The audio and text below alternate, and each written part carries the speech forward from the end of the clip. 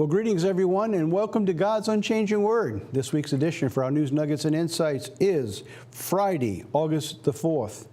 Already in August, just 2 months away from the Feast of Tabernacles. We're moving very, very quickly to the Feast of Tabernacles, which, by the way, we'll begin speaking about toward the end of our program today as we begin covering God's holy days.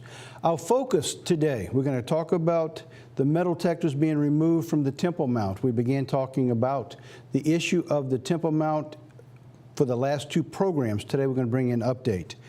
We're also going to talk about the 9th of Av, which is a very special day for the nation of Israel and Judea, talking about the events that fell on the 9th of Av. And by the way, we are taping on Tuesday this week, and Tuesday is on God's calendar the 9th of Av. So as we're taping, the people in Jerusalem and in Israel over in the Middle East and Jews around the world, by the way, are keeping a fast on this very day.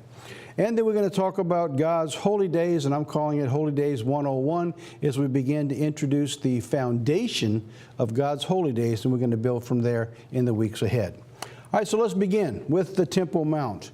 Last week, after we taped our program, that is, the government decided to go ahead and remove the metal detectors from the Temple Mount, where they had been put because of the killings that had taken place just 2 weeks earlier. In I guess you would call it a round of a euphoria in the Arab nations, they began to celebrate this incredible victory, as they called it. And I'm going to show you today why you cannot associate and cannot agree with and be a part of an evil regime who wants to do away with you. Is that immediately after the removal of the decision to remove the metal detectors, the Arab opinion makers celebrated victory for the resistance over the removal of the metal detectors. Tel Aviv.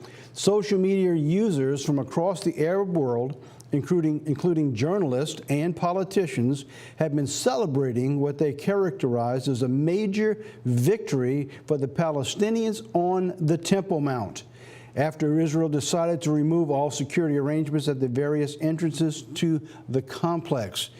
It may not seem like a big issue in many areas, but this has now become a chant, a rallying cry for victory, showing that they have a way now to intimidate Israel to get their way through violence and killing people. All right, so let me show you what's been going on. The battle over Jerusalem has just begun. Now, mind you, this is being a quote, which I'm going to show you in just a second who it's from. This came after Israel agreed with the Arab people to remove the metal detectors. So after they won their victory, now they're saying the battle has just begun. Interesting how you cannot negotiate with evil. The Palestinian Authority Foreign Minister Raed Malki said last week in a speech, the issue is not metal detectors or cameras, but who is in charge and who has the sovereignty over the Al-Aqsa Mosque. The battle over Jerusalem has just begun. He made this in a public statement, and the Arabs in the region and around the world raised their voices in cheer and began to celebrate. I want to share with you just a couple quotes of the Arab sentiment that's going on that the news is not talking about. I've just got, I think, 3, maybe 4 quotes here. This is from a Jordanian-Palestinian journalist. The occupation's surrender is a big lesson for anyone willing to learn. Jerusalem won by force of will and the resistance. Those who made this victory can achieve an even greater victory. So the sentiment was, yeah, we got our way. Now it's time to move on to see what else we can get while we're moving ahead in this victory. A Kuwaiti parliament member. Allah, as you allowed us to see the victory over the worshipers, over the occupation, and by the way, over the occupation, you see, they believe that Israel is there occupying their land and they've got to be removed. Now, that's the ultimate goal here, is to remove Israel and to destroy them from the face of the earth. This thing about the metal detectors is just a side note. It's just something that they're using to continue to create the way that they want to remove Israel from the land. So let me start it again. Allah, as you allowed us to see the victory over the worshipers, over the occupation, please allow us to pray in the Al-Aqsa Mosque when it is liberated from the occupation and its impurity. That's from a Kuwaiti parliamentary member. Now that's Kuwait. You would think that that would be a somewhat friendly nation. A Gaza political scientist wrote, today the Israelis are carrying their failure. Tomorrow they'll carry their suitcases and leave. The struggle of the Palestinian people won't be in vain. They've got a rallying cry now. There's some quotes that are comparing this to the intifada that began to destroy Israel before Israel was able to regroup and fight back to push them back to take over Jerusalem. They're looking at this little thing here as something major, and they're going to use that to continue as a rallying cry to bring the people's voices up, and you're going to continue to see violence escalating, because I went through and I just pulled these three out, but if you went online, there's thousands of quotes that are being used by the social media to promote their agenda, including last Sabbath where someone took this rhetoric and heightened it to where he went to a Jewish home and actually killed the man, the woman, and children in the home on their Sabbath day and just knifed them to death.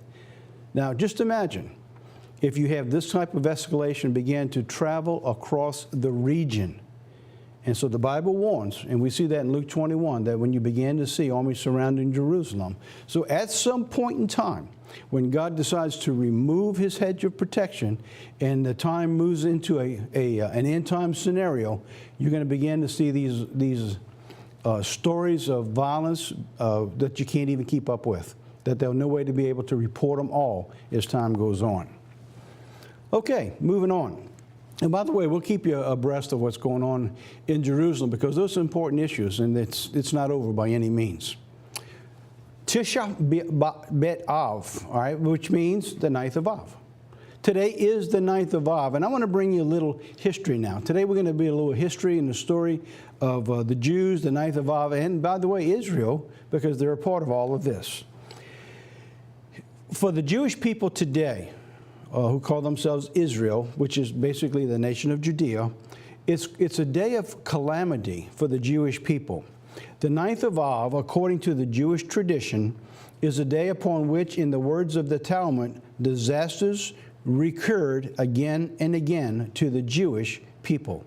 And I'm going to give you a few of those stories today, that what happened to the Jews on this specific day. And this is just a few, because there's a lot more of them, but I'm going to bring you the primary ones that most people talk about today.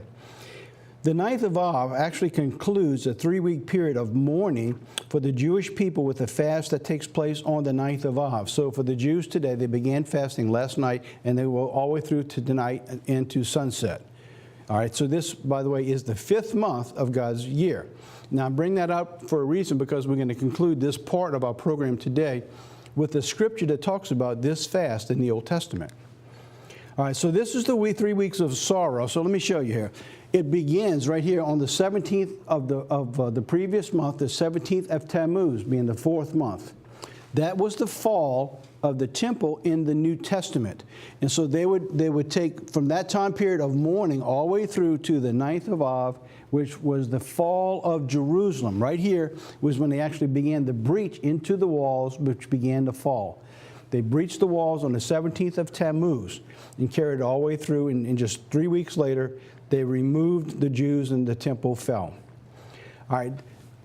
The 9th of Av will occur on the following days on the secular calendar. I just bring this in for your knowledge. Let me show you something, because people don't realize when they're looking at events, they're looking at events from a Roman calendar, from a Roman perspective, where God looks at things from his perspective. So I began with this calendar from last year, just to show you that this day on God's calendar always falls between July and August. Last year it fell on August 14th in 2016.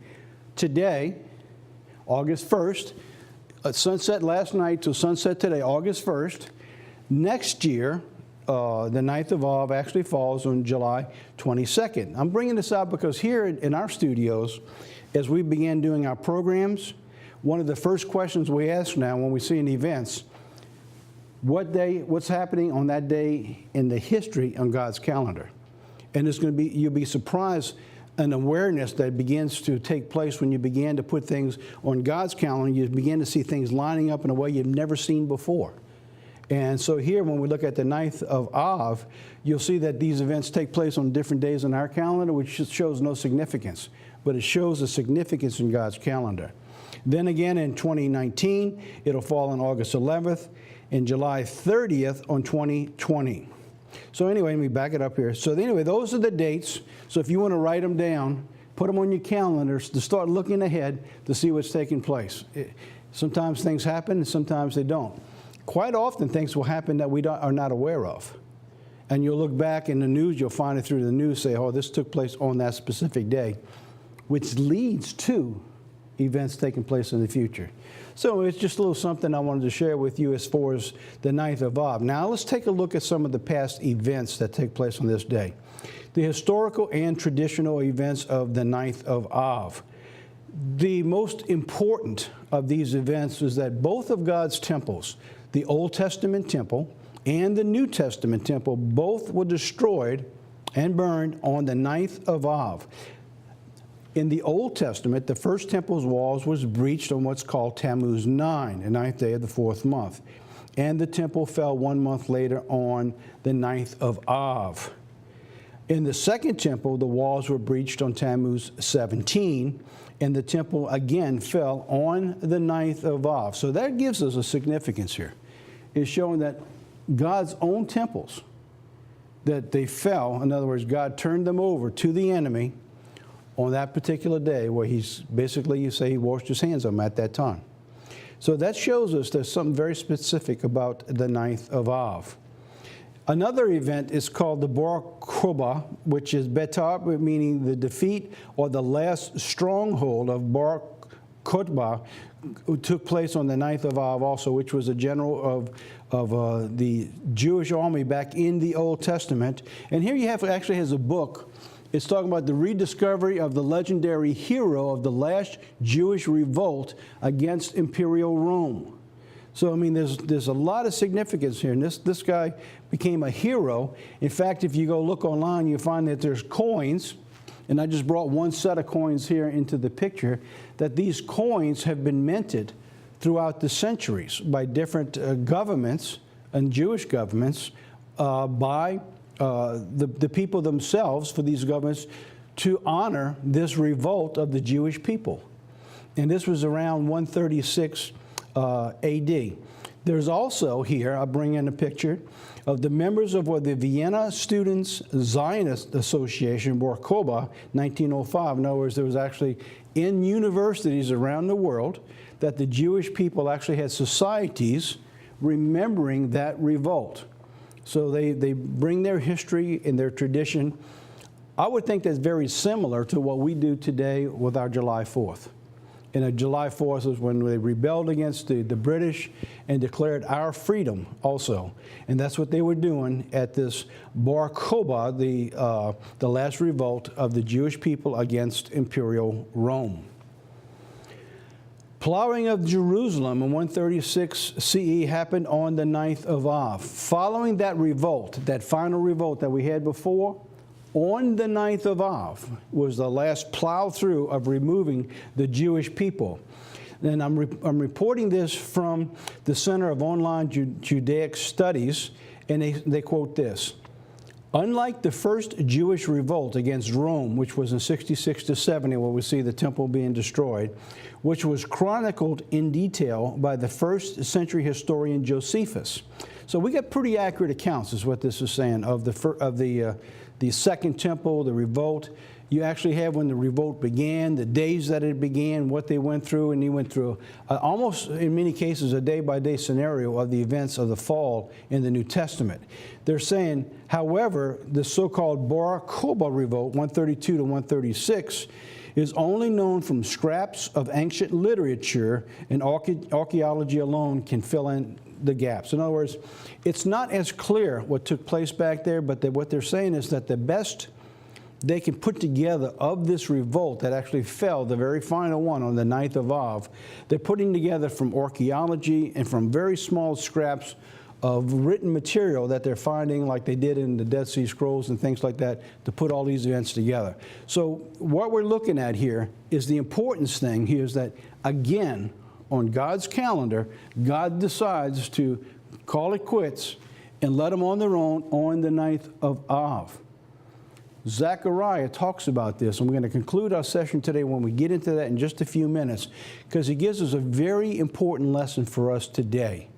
So I'm going to conclude this session with that, to bring in an importance of these historical events that took place in the Old Testament, all the way through into the New Testament, and how they apply to us today. Going on. The 9th of Av, all right, the decree of the children of Israel that they would not enter the land because of the 12 spies occurred on the 9th of Av. Now, I began researching that. I haven't found the exact day. Now, I don't know that this is just tradition of when it was through, or there's probably ways to put the scriptures together. But here's what the Jewish people believe today, is that when the spies came out of the promised land, the 10 of the 12 spies gave an evil report of what took place and what they saw. Even though what they reported was true, it was an evil report in the way that they brought it out. It is believed that it was on the 9th of Av that they came out of that promised land. They gave this report, and God said, you're not going into the promised land on the 9th of Av. So what I put in here, I just put in this is where Moses, who also didn't get to go into the promised land, there's a memorial on Mount Nebo where God supposedly brought him up, where he could look across the Jordan and actually see the promised land, even though he couldn't go in there. And so the Jews today have taken this area and set up a memorial, a stone, in Moses as the place where Moses probably was when he looked across the river into the promised land. So I thought that was quite interesting, that I wanted to bring that to you today. I didn't know if you knew that stone exists, but it's been there for quite a few years. In later events, which is kind of important to America, the expulsion of the Jews from Spain in 1492 was issued on this fateful day. August 3rd, 1492, which was the 10th of Av, Columbus and his crew set sail from Spain in 3 ships, the Nina, the Pinta, and the Santa Maria. So what are we looking at? They were required by the king and queen of Spain to be out of Spain by the 9th of Av. On the following day, because this decree was issued months earlier, is that Columbus, during that particular period, as the Jews began to move themselves out of Spain, the final day being the 9th of Av, the very following day, on the 10th of Av, Columbus began to set forth for America, which was absolutely fascinating, because you see, as God brings a close in the area of Spain and along the coastline, the very next day, God begins to move his people further west to begin to lay the foundation for the reestablishment of a modern day fulfillment of coming out of captivity for the children of Israel right here in America today. And we look at some of the events in America when they take place. These historical events take place on the 9th of Av, Tammuz 17, Tammuz 9. So the history of God's plan for his people, whether they were blessed or they were cursed, continue to fulfill on the days in God's calendar, which should be a warning in many cases for you and I. So I find that quite interesting as you go through that when you begin to look at these events from God's calendar. All right, going on. Let's talk about the Bible now and the 9th of Av. What's interesting is that when I began researching the 9th of Av and the destruction of the 2 temples, the Bible actually gives us 2 separate dates for the destruction of the first temple in the Old Testament, which fell on the 9th of Av. 2 Kings says that it took place on the 7th, while Jeremiah the prophet says that it happened on the 10th of the 10th of the 7th month. Both of these are reporting on the exact same event, but they're both giving us two different dates. Now, how is this possible? One way to understand this is that it is recognized or reconciled by the resources by stating that in the final phase of the destruction began on the 7th day of the 5th month, and by the 10th day it was completely ruined or completely destroyed. So let me give you the two Bible scriptures and you'll see what I'm talking about. In 2 Kings 25, verse 8 and 9 first, it says, "And in the 5th month, on the 7th day of the month, which was the 19th year of King Nebuchadnezzar, king of Babylon, Nebuzaradan, the captain of the guard, a servant of the king of Babylon, came to Jerusalem. He burned the house of the Lord and the king's house and all the houses of Jerusalem, that is, all the houses of the great, he burnt with fire." So here we have in the 7th day, which was the 5th month, right? This is the 5th month going through. Is that here we have, now on the 5th month, on the 10th day of the month, exact same accounting that we just read in 2 Kings, being recorded by Jeremiah. Watch the wording, how close it is, and basically the only thing that changes is the day of the accounting. It says, "Now in the 5th month, on the 10th day of the month, which was the 19th year of King Nebuchadnezzar, king of Babylon, Nebuzaradan, the captain of the guard, who observed the king of Babylon, came to Jerusalem. And he burnt the house of the Lord, and the king's house, and all the houses of Jerusalem, that is, all the houses of the great, he burnt with fire." So you see an almost word-for-word accounting. What was changed was the date and the way that they talked about serving the king of Babylon. Other than that, it's almost word-for-word in the accounting. So what we could surmise from this is almost like with the accounts of the four gospel accounts. When you read Matthew, it may say something different than Luke, or it may say something different than John, but they concur with the events. So what is believed that's taking place here is that the kings, we're seeing it is recorded from the beginning of the burning, and here in Jeremiah is concluding at the conclusion of the burning, which was by the 10th day. So in other words, by the 9th of Av, it was all done. So by the 10th, it was finished. So that is the conclusion most theologians give us for these two accountings, which would actually support one another. Because when you go through here, Jerusalem is a pretty large area, and it would take a little while to go through the city to burn, especially all the houses of the great and the rich that he burnt with fire. So it's an interesting thing. I wanted to bring that out if you do your research, and you go back and you might find a little more information here. God addresses the issues here of fasting in the 5th month, and I think it's significantly important for you and I. In the Old Testament, the Jews fasted for the fall of Jerusalem in the 5th month to commemorate the fall of Jerusalem, and God addresses this fast with the prophet Zechariah. By the way, they still fast today.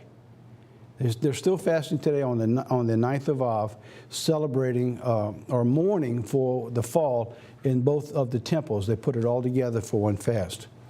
Look what God says about fasting for justice and mercy. In the book of Zechariah, chapter 7, we pick up in verse 1. In the 4th year of King Darius, the word of the Lord came to Zechariah on the 4th day of the 9th month, in the month of Kislev. And the people of Bethel had sent Zerezer and Regem-Melech together with their men to entreat the Lord by asking the priest of the house of the Lord Almighty and the prophets, "Should I mourn and fast in the 5th month as I have done for so many years?" As we shall see, they've been doing it for 70 years. And when the word of the Lord, the Almighty, came to me, to Zechariah, "Shall I ask all the people of the land of the priests, when you fasted and mourned of the 5th and the 7th month for the past 70 years, was it really for me that you fasted?" So God's saying, listen, through Zechariah, says, when your word came to me, God's saying, when you fasted, and they're asking, well, we have fasted for so many years now in this 5th month. Do you still want us to do that? So God throws the question back to them, says that when you have fasted on the 5th month and the 7th month, God brings in an extra period of fast. Because here's what God's telling them. They began to fast in the 5th month, which was something that the people themselves had brought in. But the seventh month is the one that God had instituted with the holy days. It was called the Day of Atonement. And on that day, everyone was to fast. So God brings in not only you fast on the day you picked, but also the day that I picked, he said. For the past 70 years, he says, was it really for me that you fasted? And when you were eating and drinking, were you not just feasting for yourselves? So God throws the question back to them, that when you fasted and when you feasted, you didn't do it for me. God said, you did it for yourselves. In other words, why are you asking me? I have nothing to do with your fasting or your feasting. In other words, whatever you guys are doing, you're doing whatever you want to do to yourselves, not to me. When I read that, I said, well, that kind of stopped me in my tracks and make us think, well, what about us today? Quite often we go to God in calamity and prayer and ask for help when we're in calamity. But the rest of the time, we kind of leave it up to ourselves to do things. And particularly interesting was this.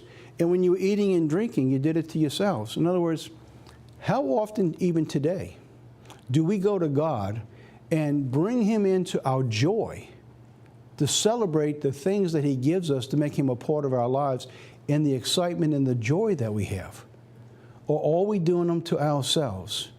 You know, I think one of the things that many rich people do, they believe that they have gotten themselves that way by themselves, and they don't bring God into the picture. And likewise, in America today, the people in America today, they're living their lives without God's interference, good or bad. In other words, just leave us alone. But here's the warning that God gives in Zechariah going on, verse 7. Are these not the words that the Lord proclaimed through the earlier prophets when Jerusalem and the surrounding towns were at rest and prosperous, and the Negev and the western foothills where they settled? And the word of the Lord came to Zechariah again and says, this is what the Lord Almighty said, administer true justice, show mercy and compassion one to another. Do not oppress the widow or the fatherless or the foreigner or the poor, and do not plot evil against each other.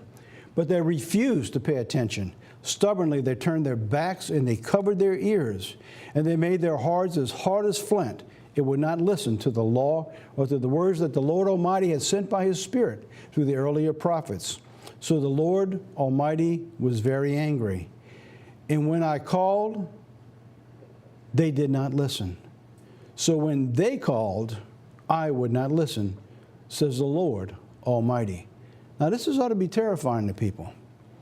In other words, right now around the world, and especially here in America, the cry goes out that this nation has forsaken its God and it needs to repent. Just like God's saying here. He said, listen, I sent people to you to warn you to change. I asked for justice and mercy. And you look around our nation today, all you see is oppression, abuse, taking advantage of the poor, the sick, the weak, the elderly, even the sojourners among us. The people who come in, even those who come in illegally, they try to abuse them while they're here to get them for free almost like a slave labor to take advantage. And God says, I didn't ask for any of that, and I've been warning you for years to stop it. And so when calamity comes, God says, then he went back and he reminded the people who's asking the question, do you still want us to fast? And God says, why are you asking me? You don't care what I got to say. I've told you for decades, and for them almost 100 years, to stop what you were doing, and you wouldn't listen. So now he reminds them. So when Jerusalem fell, and now you've been fasting for these 70 years, he says, you still won't listen.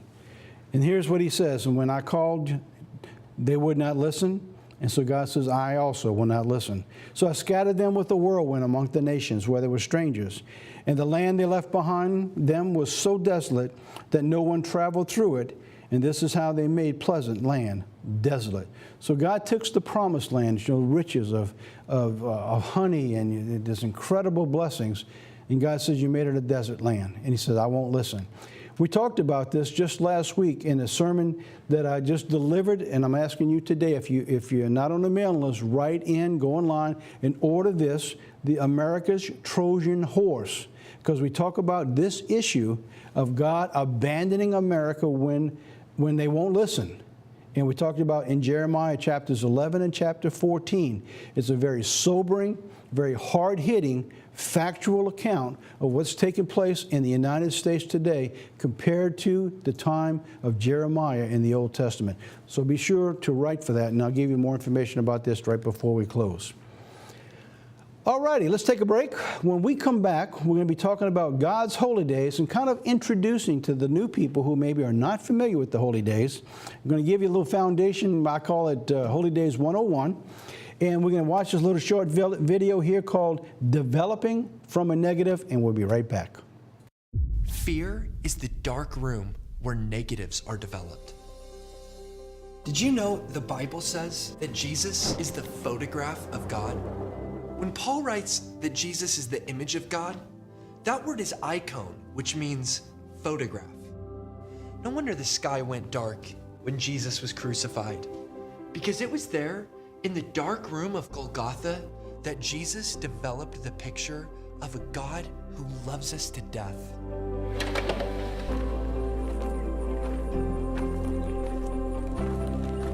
Face your fears with the God who made the universe.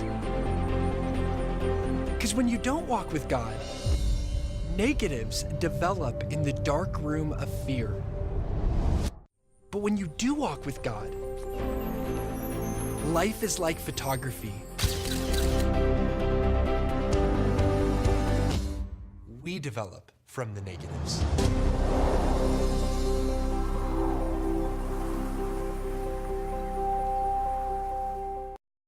What a great little concept in the video. I'm really glad that we found that and been able to bring that to you today. All righty, let's move to our biblical session today, although we've been there most of the morning now. This is going to be God's plan of salvation and like an introduction today of God's holy days, specifically the fall holy days. So let's give you a little background, first of all, because we've got a lot of people who's on our mailing list who are new to the church and they're learning. So what I want to do today is on the holy days, I'm going to give you a foundation to give you an idea about the plan of God. And then next week, we're going to pick up another segment of God's holy days for the fall. First of all, God's appointed festivals or feast or days or holy days versus man's holidays. They're found in Leviticus 23. And first of all, we have Leviticus 23 and verse 1, where God says, "The Lord said to Moses, speak to the Israelites and say to them, these are my appointed festivals." All right, let's stop right there. Let's stop right there. Because if you don't stop there, you begin to think that what I'm about to read belongs to the Jews, that these are the Jewish holy days. In fact, when you begin keeping the Sabbath day, or you begin keeping God's holy days, quite often the first question a person asks you, well, are you Jewish? And this is not the case. Here's what God says: these are my appointed festivals. In other words, these are God's holy days.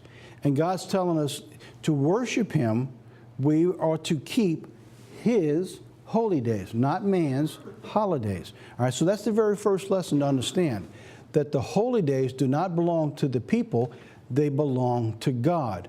We simply apply ourselves to worship Him on His days. All right, so that's the very first point. So there are 6 days when you may work, but the seventh day is a day of Sabbath rest, a day of sacred assembly. You are not to do any work wherever you live. It is a Sabbath of the Lord. All right, Sabbath to the Lord. All right, so here we have the second point. Is the seventh day is the Sabbath day. It's not the first day of the week. It's never changed. God says He is the same today, tomorrow. He is always the same. The Sabbath began from creation in Genesis, which we can get into later, but I think most people understand that God said He rested on the Sabbath day. All right, so the day is not to keep a day holy. It is to keep the seventh day holy, because it is to the Lord. And we're going to cover that just a little bit further next time. I'm going to bring out a scripture where God says that this is a sign between me and my people, that you keep the Sabbath day. Following the weekly Sabbath day, same chapter, God has 7 annual holy days, or 7 high days that he gives us that we keep throughout the year. The 7 annual holy days are broken into 3 seasons. Quite interesting is that the number 7 is showing us the plan of salvation, which is the number of completion, which is number 7. These 7 holy days now are broken into 3 seasons. The 3 seasons are broken into harvest. All right? The spring harvest and the fall harvest, both encapsulated with the Feast of Pentecost, the Feast of First Fruits, another type of harvest, what we're talking about, ties you in together from the spring, bringing us all the way through to the fall, where you will see on the 50th day there's another holy day, which we're going to go through that in the future. The second harvests are connected by, the 2 harvests are connected by Pentecost and the 7 weeks of harvesting beginning with Passover and the wave sheath. All right, so here's what we've got so far. We have a weekly Sabbath holy day. Then God has 7 annual holy days broken down into seasons. These seasons, as we will see, talks about God's plan and how they are focusing on you and I to bring to fruition the plan of God in the return of Jesus Christ. The spring holy days, which is the earlier, have come to pass and are fulfilled in the first coming of Jesus Christ. The spring holy days talks about Passover and the days of unleavened bread. The fall holy days will come to pass to fulfill the second coming of Christ.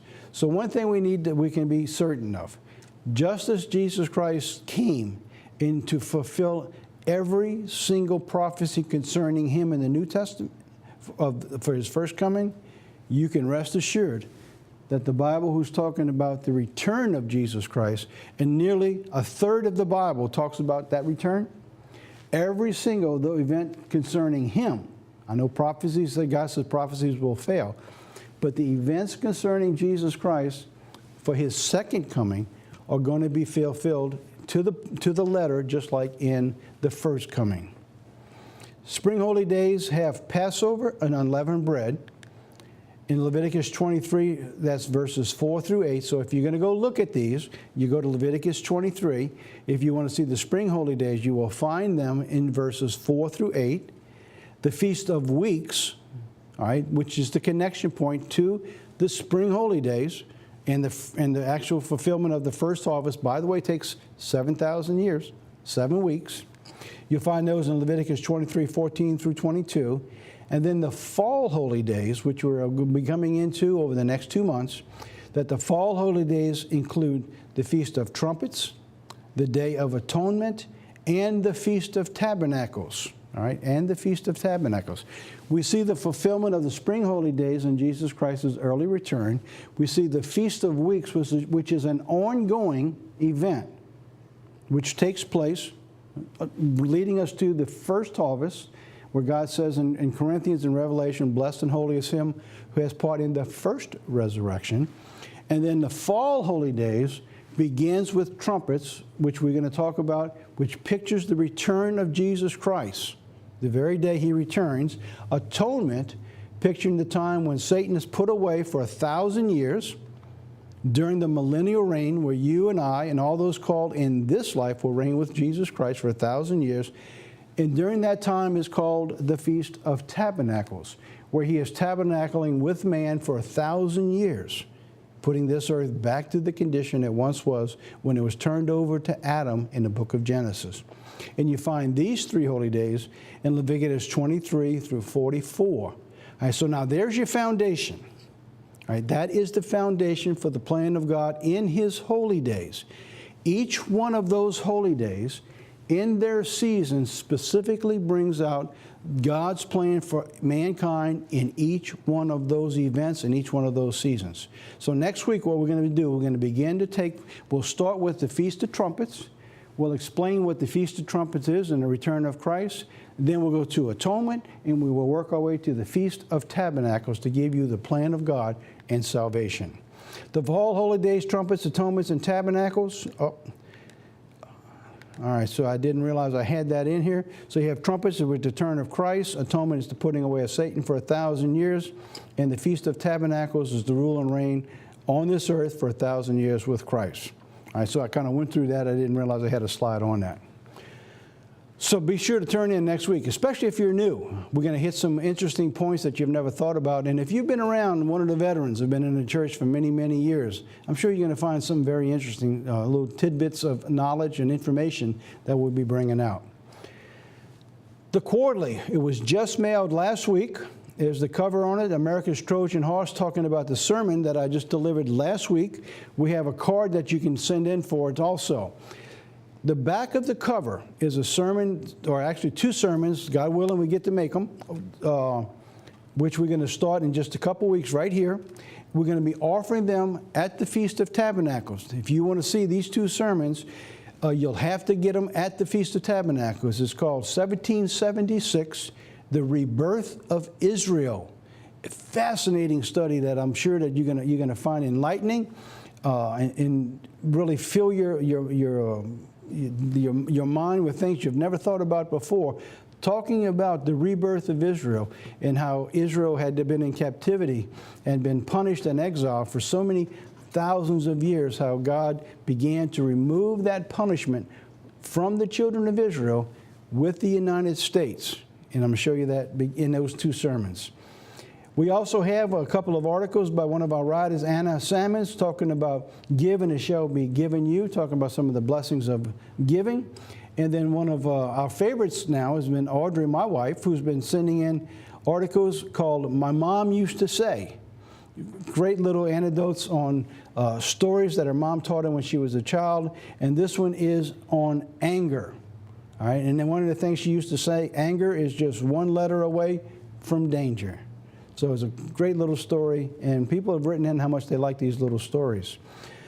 So when you write in to get on the mailing list, we get you a newsletter every week, every month, and then every 3 months to 4 months, as we're able to. We'll get you out the Quarterly magazine. And this month, the cord that we're offering for the sermon is America's Trojan Horse.